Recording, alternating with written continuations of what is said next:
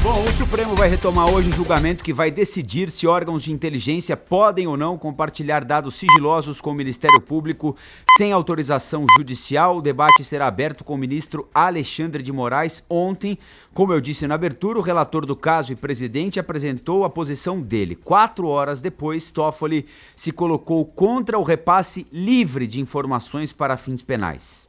Talvez o mais importante aqui seja a questão da supervisão judicial para evitar abusos de investigações de gaveta que servem apenas para assassinar reputações sem ter elementos ilícitos nenhum. Bom, o presidente do Supremo disse que os órgãos de inteligência devem liberar apenas dados fiscais genéricos, sem nenhum tipo de detalhamento. O posicionamento de Dias Toffoli se opõe ao do Procurador-Geral da República, Augusto Aras, mas no fim parece que eles se entenderam, né? Primeiro, o Judiciário não terá condições de suportar essa pletora de controle prévio de informações. Segundo, atentará contra as regras do GAFI, que são aplicadas em 184 países, e teremos, assim, um grande problema para o Brasil se justificar perante a comunidade internacional e dar continuidade ao combate à corrupção. Bom, o que diz o Ministério Público? Que esses dados não são prova, mas apenas subsídios para investigações e possíveis pedidos de quebra de sigilo bancário e fiscal. Em julho, o presidente do Supremo atendeu o pedido da defesa de Flávio Bolsonaro, senador, e suspendeu a investigação contra ele, que se baseava em movimentações financeiras suspeitas do ex-assessor Fabrício Queiroz, na Assembleia do Rio ainda. A liminar teve alcance nacional, mas Dias Toffoli fez questão de desvincular o julgamento no Supremo do nome da capa do filho do presidente Jair Bolsonaro. É bom afastar essa outra lenda urbana. Não está em julgamento nesse RE nenhum caso do senador Flávio Bolsonaro. Não é objeto desse julgamento. Olha, o processo que resultou nesse julgamento trata de uma investigação da Receita contra um casal de dono de postos de combustíveis em Limeira, cidade aqui da região de Campinas, interior de São Paulo. No voto apresentado ontem, Toffoli foi a favor de anular a sentença que condenou os dois por crime de sonegação.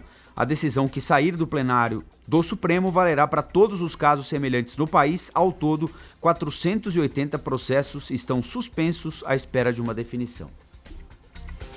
Me parece que o ministro Dias Toffoli acerta ao permitir, é o que eu tenho dito aqui ao longo dos últimos dias nos nossos debates, a disponibilização de dados genéricos, dados globais da Receita Federal. Da Receita ele foi meio confuso, a gente não sabe direito se a Receita está ou não, mas do COAF certamente, do Banco Central também, né? Nós vamos entender exatamente a posição dele no questionamento que será feito no debate com os outros ministros. Mas quer dizer que, por enquanto, os sonegadores estão se beneficiando disso, né? Não necessariamente sonegadores, né? Nesse caso... aí no caso concreto. É porque houve eles não são sonegadores, o limite aí, né, no caso. Ultrapassaram um pouco o limite nesse caso, né? E aí é o que a gente diz aqui. Para quebra de sigilo, para informação específica, é preciso autorização judicial. Isso ninguém é louco de discutir, até porque tem uma lei que determina isso, né? Olha, esse ramo aí se presta muito a isso, hein?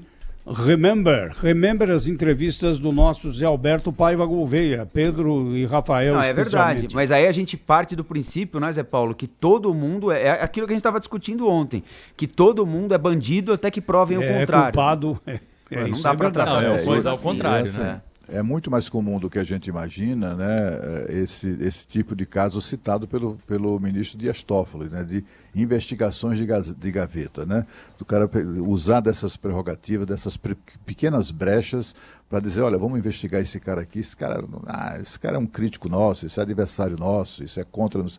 E aí vai lá e simplesmente acaba com o sujeito. Foi até muito interessante o Toffoli se referir a assassinato de reputações, né?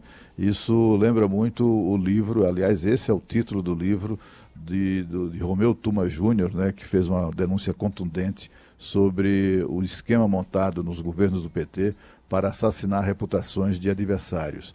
Isso, de certa maneira, continuou em curso em vários setores da sociedade, né? Inclusive de burocratas. Aí, a gente sabe muito bem que o que aconteceu com absoluta certeza, de maneira inquestionável, foi nos últimos anos o aparelhamento da máquina do Estado por facções e ideológicas, né, por pessoas com posições políticas bem marcadas e tal, e isso aí acaba sendo o cara usando o pequeno poder que tem, o pequeno, digamos assim, comparados, né, às autoridades formais, mas utilizando-se dessas brechas para prejudicar pessoas das quais não gosta ou das quais diverge. E esse é o meu ponto aqui de divergência, Cláudio. Esse é meu ponto de divergência. Não é por causa disso que realmente acontece, você está certo, a gente está repleto de casos dessa natureza, que você precisa restringir ao máximo, radicalizar e proibir qualquer informação de movimentação financeira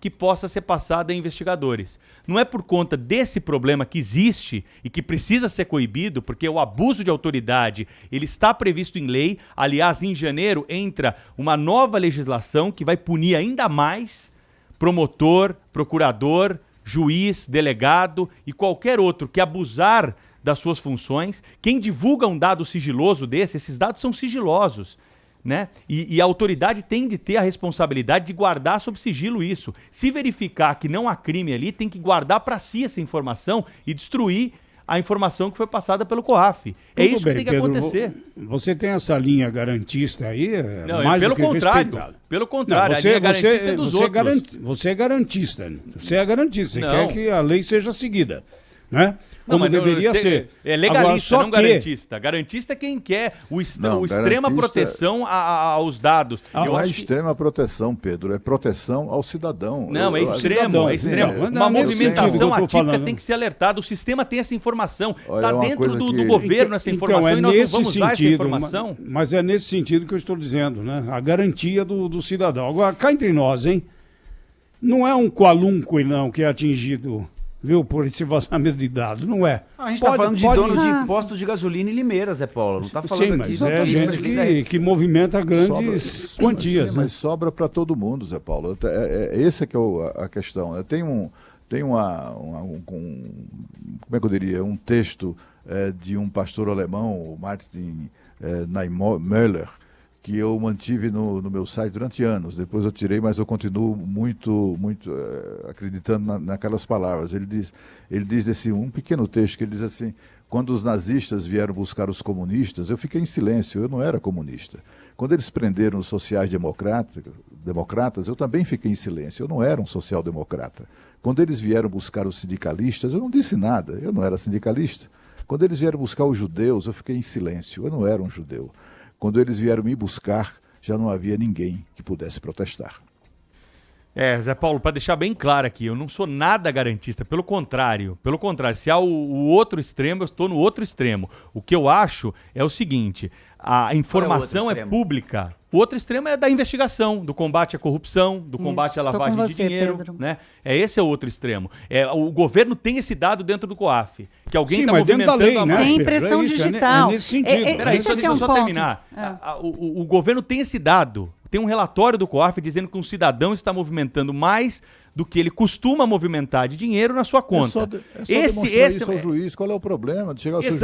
Mas às vezes não precisa nem mostrar o juiz, às vezes não precisa atolar o judiciário, às vezes você consegue esclarecer a situação antes disso. Você recebe essa informação. Tem algum outro elemento? É base, sim, para você pedir a quebra de sigilo daquela pessoa. Essa informação não pode ser escondida. Essa informação não pode ficar escondida, porque essa informação pode ser importante para combater corrupção e lavagem de dinheiro. É só isso. É um dado genérico. O fulano movimentou mais do que costuma movimentar. E nós estamos caminhando para isso, né? Essa é a proposta do ministro Toffoli. É exatamente o que eu tenho defendido aqui. Eu tenho aqui uma declaração de imposto de renda de 10 e a movimentação é de 1.000. A partir daí eu preciso de uma autorização judicial para vasculhar. Agora, o que o ministro Dias Toffoli falou ontem, que acontece, ele ainda fez a ressalva. Citou Nelson Rodrigues, a vida como ela é. Lembrando que dados vão para o Ministério Público Federal, o Ministério Público Federal entende que aquele dado não é importante naquele momento, mas repassa ao Ministério Público Estadual, ou seja, aí você tem uma circulação de dados que deveriam ser sigilosos de determinados indivíduos por departamentos do funcionalismo público que deveriam ter autorização judicial para vasculhar a vida das pessoas. E é isso que vai acontecer a partir de agora, se a oferta feita pelo presidente Dias Toffoli for aceita. Eu discordo do Zé Paulo. Não é só para poderoso que a gente está falando, não. Se a gente está falando de dono de posto de gasolina em Limeira, é porque todos nós aqui, todo cidadão brasileiro, é claro que o miserável que não tem conta bancária, esse está preocupado com outras coisas. Mas todo cidadão aí de classe média, que pode eventualmente ter um problema ou não, uma transferência de imóvel, pagamento de herança, pode entrar nessa roça aí. Olha, eu desconheço esse caso concreto de Limeira, mas não vamos nos esquecer que o promotor Lincoln Gaquia, que ainda recentemente deu uma entrevista de grande repercussão aqui no Jornal da Bandeirante Gente, citou os postos de combustíveis como alvos da lavagem de dinheiro do crime organizado. Não se esqueçam disso. Olha, eu queria chamar a atenção aqui para o voto do Toffoli, né? Porque realmente foi um negócio assim, chegou uma hora, eu falei, eu acho que eu vou ligar para o Pedro, porque eu não estou entendendo mais nada que esse sujeito está falando. E ele acabou, a gente fazer piada aqui dele é normal, agora imagina os colegas, né? O Luiz Roberto Barroso disse que tem que chamar um professor de javanês para entender o voto do Toffoli. A história da Receita eu não entendi se ele libera ou não os dados da Receita. Isso é polêmico. E perguntaram pro Fachin também, pro Edson Fachin, o que ele tinha, se ele podia explicar, né? Porque os jornalistas estavam lá fora e falaram assim, o senhor pode ajudar a gente? O senhor pode explicar para a gente qual foi o voto do Toffoli? Ele respondeu, não tem uma pergunta mais fácil, não? Mas isso tem muito a ver com preguiça, né? E também, assim, o ministro se estendeu demais, né? A gente não sabia no fim da tarde o que é que acabaria primeiro, a voz dele ou o texto, né, que ele preparou com a sua assessoria para ler durante todo o dia de ontem. Ontem foi assim o dia dele, né? Televisão, todas as emissoras retransmitindo, toda a mídia prestando atenção, etc. Chega uma hora que você não presta mais atenção, não consegue mais, né, acompanhar aquela linha de raciocínio que com certeza foi desenvolvida durante semanas, né? Imagina, aquele texto não foi redigido de uma sentada, né? Aquilo ali foi produto de muita discussão entre os assessores, juízes que o assessoram, etc. E aí ele vai e despeja tudo aquilo ali nos peitos dos brasileiros, não dá mesmo para você ter nem sequer paciência de digerir tudo aquilo.